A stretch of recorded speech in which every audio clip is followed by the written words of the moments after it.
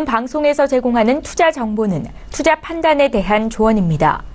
방송에서 제공하는 주식의 가치, 가격 상승 및 가격 하락에 대해서는 방송사에서 보장하지 않습니다. 이 시각 헤드라인 뉴스입니다. 지난해 우리나라 전체 수출액은 전년보다 5% 줄어든 4,955억 달러, 우리 돈으로 597조 원 정도를 기록했고 수입도 4,057억 달러로 7.1% 감소했습니다. 이에 따라 지난해 무역 수지는 898억 달러 흑자를 기록해 전년에 903억 달러 흑자보다 소폭 줄었고 2년 연속으로 무역 수지가 1조 달러에 못 미쳤습니다. 대기업의 은행 대출 연체율이 6개월 만에 1%대로 떨어졌습니다. 금융감독원이 발표한 자료를 보면 대기업이 은행으로부터 빌린 전체 대출액에서 원리금을 한 달 이상 연체한 금액 비율인 이른바 대출 연체율은 지난해 11월 말 1.58%로 10월보다 0.99%포인트 떨어졌습니다. 대기업 은행 대출 연체율은 지난해 5월 1.36%를 기록한 이후 계속 2%대를 나타냈습니다. 국내 자영업 창업자 가운데 살아남은 사람은 3명에 1명꼴인 것으로 나타났습니다. 2016 국세통계연보를 보면 지난해 기준으로 폐업한 개인 사업자는 73만 9천 명으로 집계됐습니다.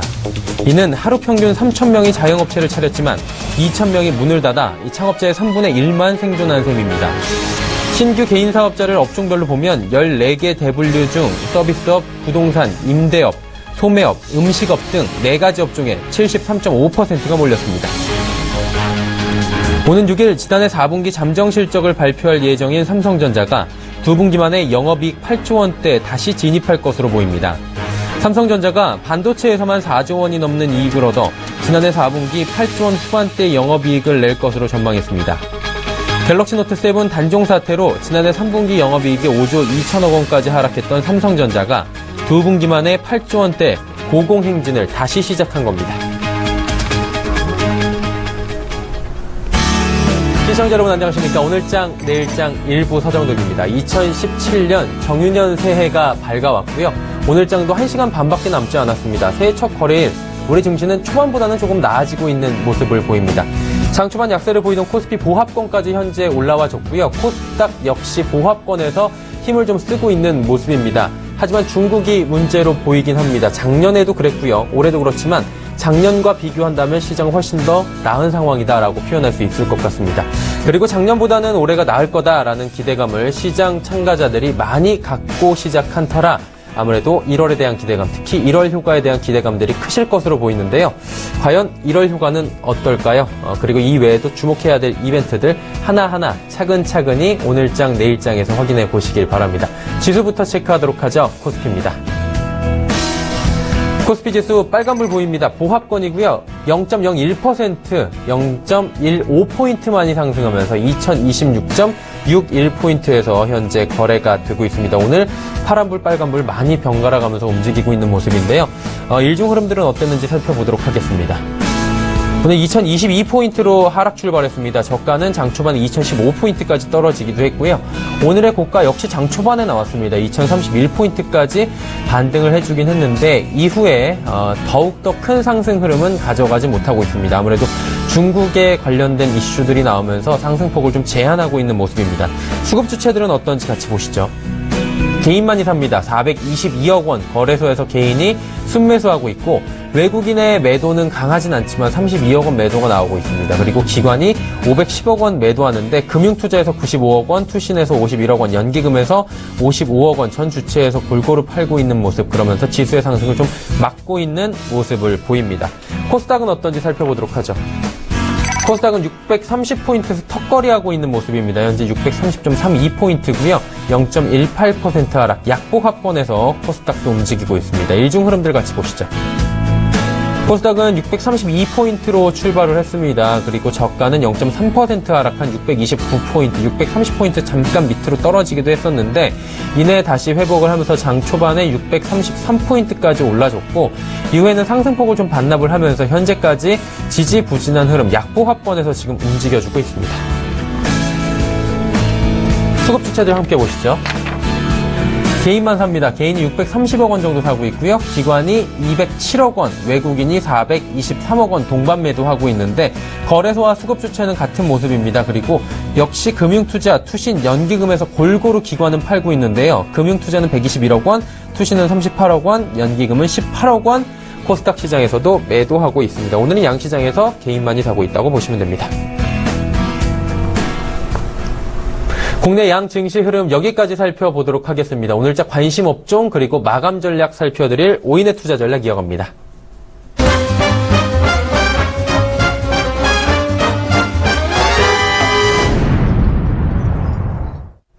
맨눈으로 시장을 살펴드리는 오인의 투자 전략 2017년 새해에도 이어집니다. 과연 오인은 새해 첫 거래일에 어떤 한 줄 투자 전략을 주었을까요? 화면으로 만나보시죠. 자, 먼저 제일 상단에 메리츠증권증권 본사 영업부 이재우 차장입니다. 이렇게 이야기하네요. 1월 중소형주의 달 수급을 확인하자. 수급 면밀히 확인하며 중소형주를 집중적으로 보자라는 이야기인 것 같고요. 다음으로 메리츠증권증권 강남금융센터의 전희승 과장입니다. OLED 반도체 종목의 쏠림, 지갑 변동을 기대한다.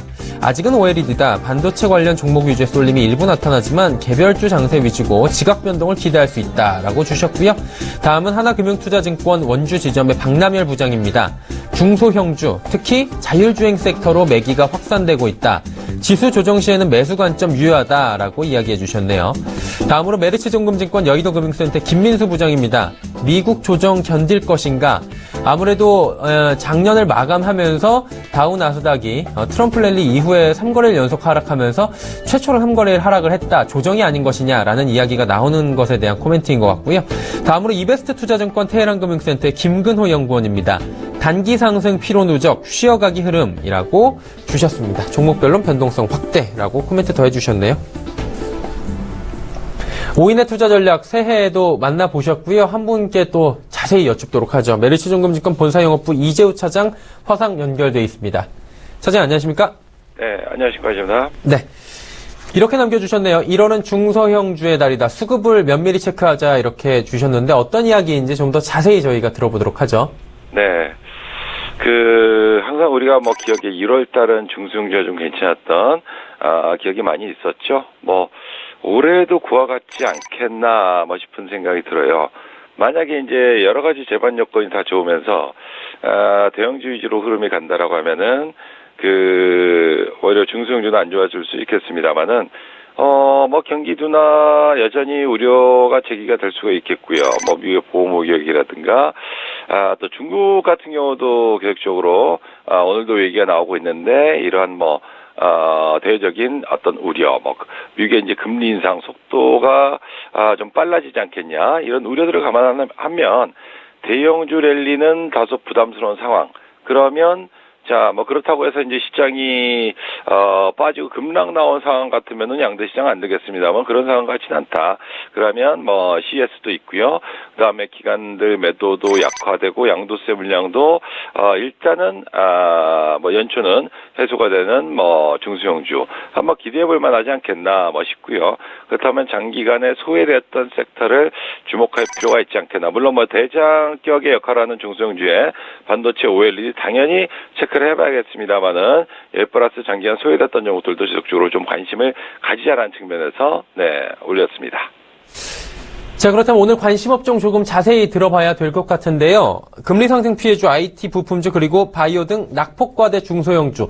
좀 낙폭과대 쪽에 많이 이야기를 해주시는 것 같고 또 마감 전략도 들어보고 싶습니다. 그리고 어떤 종목 저희가 눈여겨보면 좋을지 함께 들어볼까요? 네.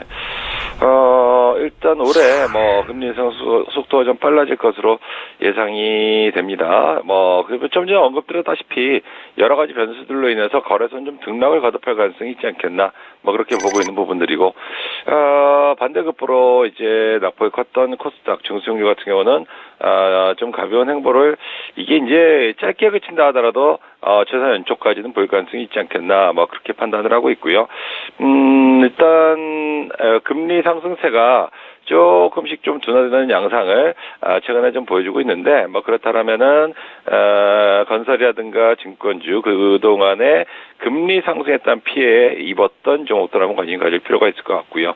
반도체라든가 OLED 그리고 CES 효과 등으로 해서 IT 부품 최근에는 또 이제 자율주행차에 대한 어떤 기대가 작년에 이어서 연초 효과가 또다시 나타날 가능성이 있지 않겠나 싶은데 이러한 어떤 기대감으로 인해서 IT 전반의 긍정적인 흐름을 한번 기대해 볼 만하지 않겠나 이렇게 이제 보고 있는 부분들이고요.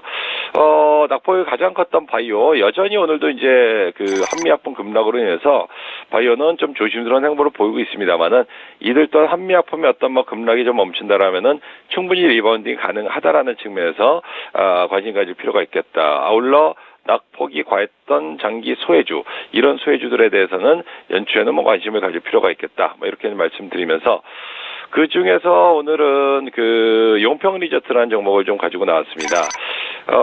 일단 용평도 작년도 그 여름께 상장을 했다가 반등 들어오고 작년 10월 이후에는 계속 좋은 조정이었죠. 오늘은 갭상승을 동반하면서 좀 이제 고가 대비 밀리고 있는 그런 양상을 보여주고 있긴 합니다만은 전체적으로 동종목이 이제 겨울철에 또 성수기이기도 하고요. 그동안에 굉장히 많이 짓눌렸다라는 측면에서 최근 들어서 이제 거래 증가하면서 상승 시도를 만들어가고 있는 모습들은 나쁘지 않다. 그렇게 이제 판단을 하고 있습니다. 오늘 지금 현재 8,700원대 거래가 되고 있는데 조금 더 눌린다면 8,500원에서 눌림이 들어오지 않는다면 8,800원까지 가능하다. 이렇게 잡아가시기 바라겠고요. 목표가는 10,000원 정도 설정해 드리도록 하겠고 손절가는 7,500원 말씀드리겠습니다. 오늘자 관심 종목 용평 리조트 매수가는 현재가 정도 8,500원에서 8,800원 목표가 10,000원 손절가 7,500원 제시해 주셨습니다. 오인의 투자 전략 메리츠 정금증권 본사 영업부의 이재호 차장과 함께했습니다. 차장 감사합니다. 네, 감사합니다.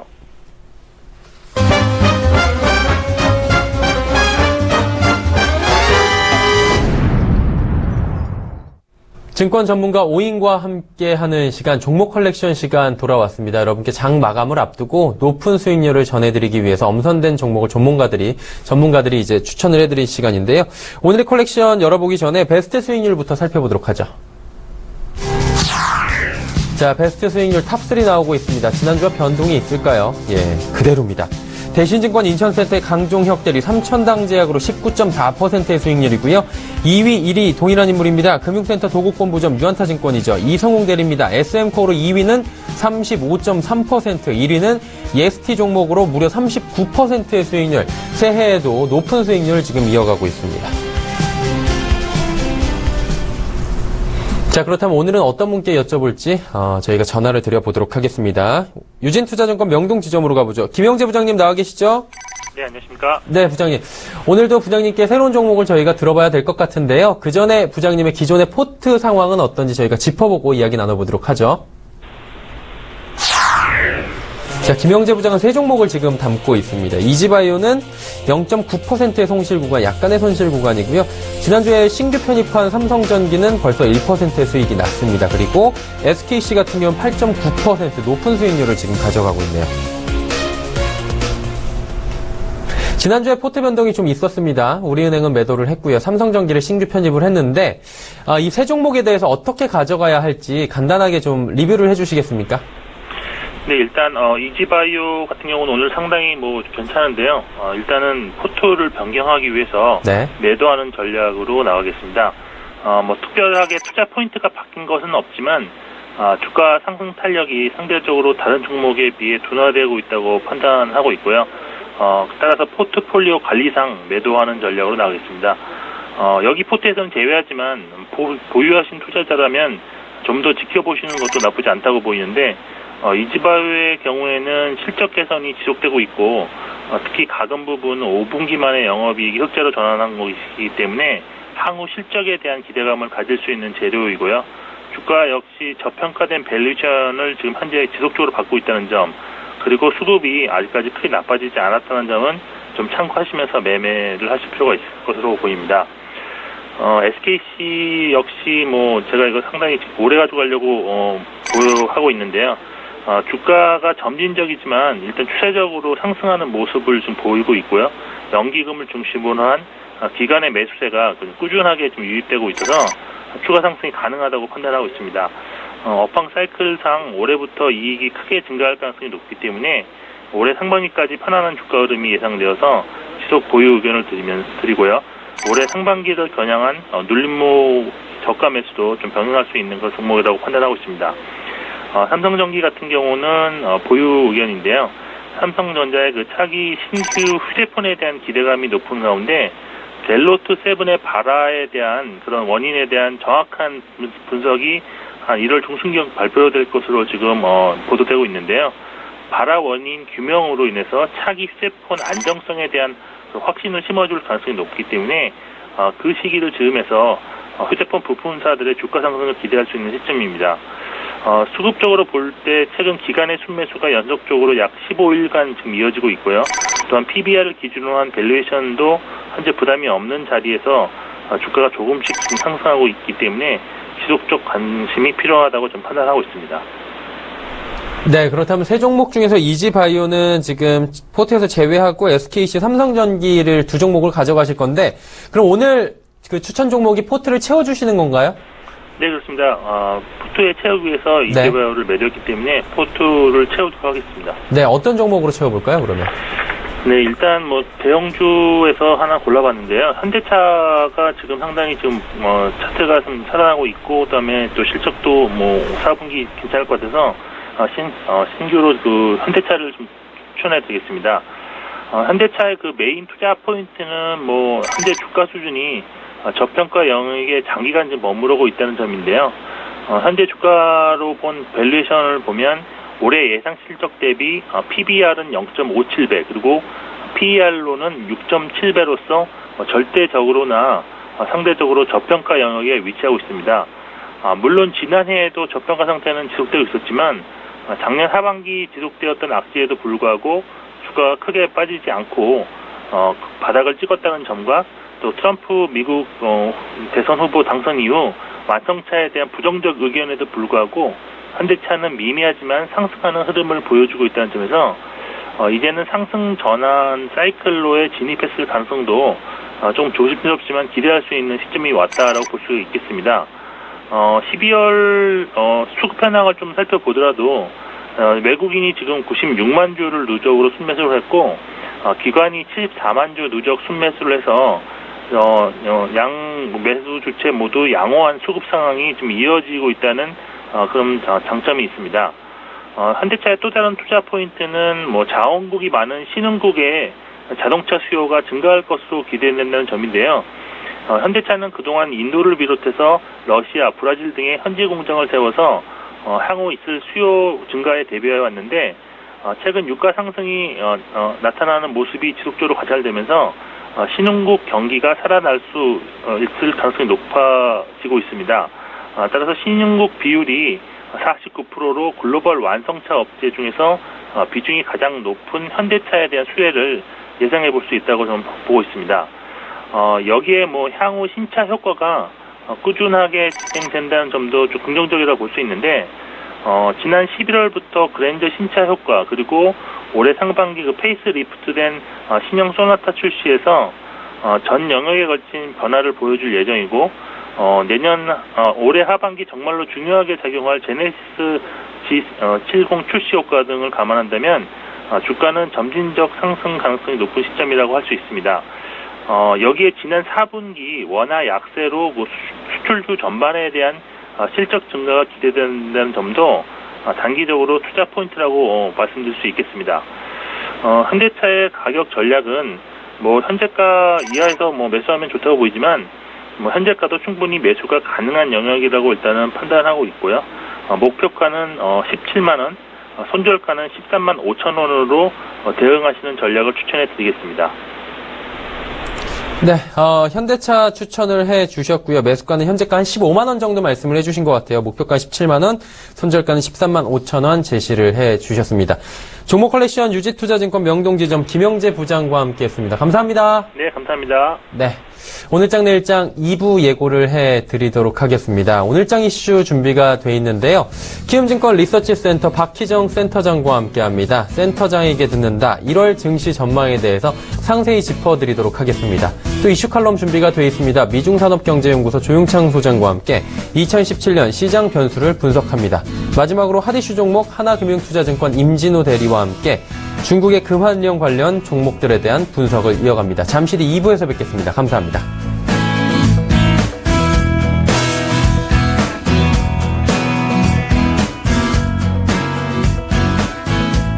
본 방송에서 제공하는 투자 정보는 투자 판단에 대한 조언입니다. 방송에서 제공하는 주식의 가치, 가격 상승 및 가격 하락에 대해서는 방송사에서 보장하지 않습니다.